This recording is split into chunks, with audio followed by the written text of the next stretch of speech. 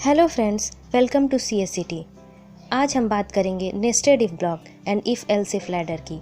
पिछले लेक्चर में भी हमने कंट्रोल स्टेटमेंट्स को ही डिस्कस किया था, जिसमें हमने if block and if else block के बारे में जाना था।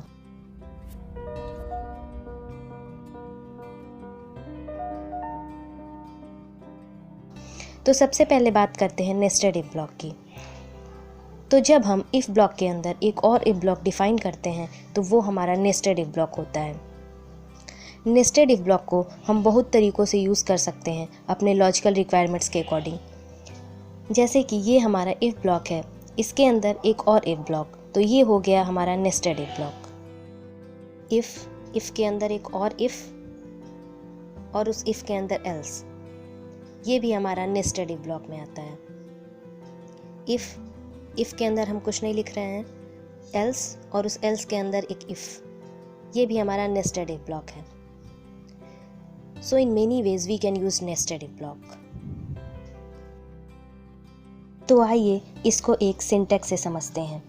ये इफ ब्लॉक और ये इसका एल्स ब्लॉक। इस इफ के अंदर एक और इफ और इसका एल्स के अंदर भी एक और इफ और फिर उसका एल्स। अगर ऊपर वाले इफ की कंडीशन ट्रू होगी तो इसका एल्स पार्ट टर्मिनेट हो जाएगा और कंट्रोल इफ के अंदर वाले इफ पे आ जाएगा। फिर इसकी कंडीशन चेक होगी। अगर इसकी कंडीशन ट्रू है तो अंदर के स्टेटमेंट एग्जीक्यूट होंगे, दैट इज़ इफ स्टेटमेंट, और इसका एल्स पार्ट टर्मिनेट हो जाएगा। बट अगर अंदर वाली इफ़ की कंडीशन फॉल्स हुई तो इसका एल्स पार्ट एग्जीक्यूट होगा, that is if else statement. लेकिन अगर हमारी ऊपर वाली इफ़ की कंडीशन फॉल्स है तो इस इफ़ के अंदर का कोई स्टेटमेंट एग्जीक्यूट नहीं होगा, बस ऊपर वाली इफ़ का एल्स पार्ट एग्जीक्यूट होगा। अब इस एल्स में जो इफ़ है उसकी कंडीशन चेक होगी। अगर ट्रू है तो इसका एल्स पार्ट टर्मिनेट हो जाएगा और इफ़ के अंदर का स्टेटमेंट एग्जीक्यूट होगा, that is else if statement. लेकिन अगर कंडीशन फॉल्स है तो एल्स स्टेटमेंट एग्जीक्यूट होगा। ये नेस्टेड इफ़ का फ्लो चार्ट है। इसमें जो हमारी फर्स्ट इफ़ की कंडीशन है वो अगर ट्रू होगी तो फिर सेकंड इफ़ की कंडीशन चेक होगी। अगर वो भी ट्रू होगी तो इफ़ स्टेटमेंट एग्जीक्यूट होगा और फिर हमारा प्रोग्राम एंड हो जाएगा। लेकिन अगर फॉल्स होगी तो इफ़ एल्स स्टेटमेंट एग्जीक्यूट होगा और फिर हमारा प्रोग्राम एंड होगा। बट अगर हमारी मेन इफ़ की कंडीशन फॉल्स हो जाती है तो इसका एल्स पार्ट एग्जीक्यूट होगा और इस एल्स के अंदर की इफ़ कंडीशन चेक होगी। अगर वो भी ट्रू है तो एल्स इफ स्टेटमेंट एग्जीक्यूट होगा और हमारा प्रोग्राम एंड होगा। और अगर फॉल्स होती है तो एल्स स्टेटमेंट एग्जीक्यूट होगा और फिर प्रोग्राम एंड हो जाएगा। अब बात करते हैं इफ़ एल्स इफ लैडर की। इफ़ देन कंडीशन 1 और फिर उसके अंदर statement. Else if condition 2 then statement. Else if condition 3 statement. Else statement. इसमें हमारा जो लास्ट वाला एल्स है वो ऑप्शनल है। जैसा कि मैंने पिछले लेक्चर में बताया था कि सभी इफ़ के लिए हमारा जो एल्स है वो ऑप्शनल होता है, तो इस एल्स का यूज़ कर भी सकते हैं और नहीं भी।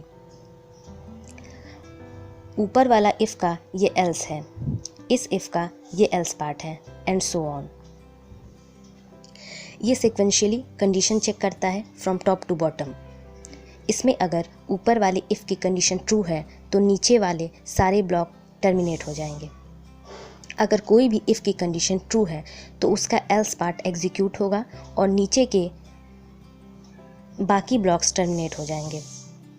तो सिंपली हम ये कह सकते हैं कि जब सारे इफ़ की कंडीशन ट्रू होगी तभी हमारा लास्ट वाला एल्स एग्जीक्यूट होगा। ये इसका फ्लो चार्ट है। इसमें सबसे पहले हमारी फर्स्ट इफ़ ब्लॉक की कंडीशन चेक होगी। अगर हमारी कंडीशन ट्रू है तो उसका स्टेटमेंट एग्जीक्यूट होगा और हमारा प्रोग्राम एंड हो जाएगा।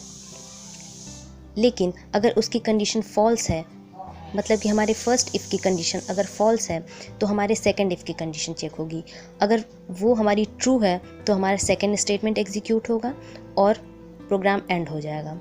लेकिन अगर हमारे सेकंड इफ़ की कंडीशन फॉल्स है तो हमारे थर्ड इफ़ की कंडीशन चेक होगी अगर उसकी कंडीशन ट्रू है तो हमारे थर्ड इफ़ का स्टेटमेंट एग्जीक्यूट होगा और प्रोग्राम एंड हो जाएगा। लेकिन अगर हमारे थर्ड इफ़ की कंडीशन भी फॉल्स है तो हमारा last statement that is statement 4 जो कि एल्स का स्टेटमेंट है वो एग्जीक्यूट होगा और उसके बाद हमारा प्रोग्राम एंड हो जाएगा।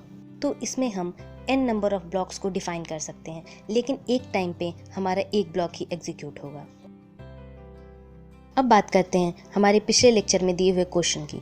तो हमारा क्वेश्चन था कि what are the different types of control structure in programming. Programming में कौन से और कितने तरह के कंट्रोल स्ट्रक्चर होते हैं। तो प्रोग्रामिंग में मेनली 3 टाइप के कंट्रोल स्ट्रक्चर होते हैं, सीक्वेंस, सिलेक्शन एंड रेपिटिशन। जैसा कि नाम से पता चल रहा है, सीक्वेंशियल कंट्रोल जो है वो टॉप से बॉटम फ्लो होता है, मीन्स ऊपर से नीचे की तरफ जब हमारा प्रोग्राम एग्जीक्यूट होता है।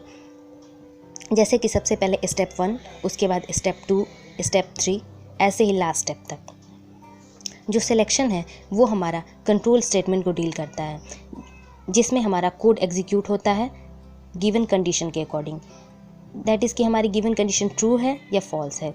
और लास्टली रिपीटिशन, जिसको लूप स्ट्रक्चर भी कहते हैं, जिसमें प्रोग्राम रिपीट होते हैं by the use of counter. अब आते हैं हमारे आज के क्वेश्चन पे। तो हमारा आज का क्वेश्चन है कि is it possible to create your own header file. I hope आप लोगों ने हेडर फाइल के बारे में पढ़ा होगा और जानते भी होंगे, तो प्लीज़ इसका आंसर हमारे कमेंट बॉक्स में ज़रूर दें। Thank you for watching this video.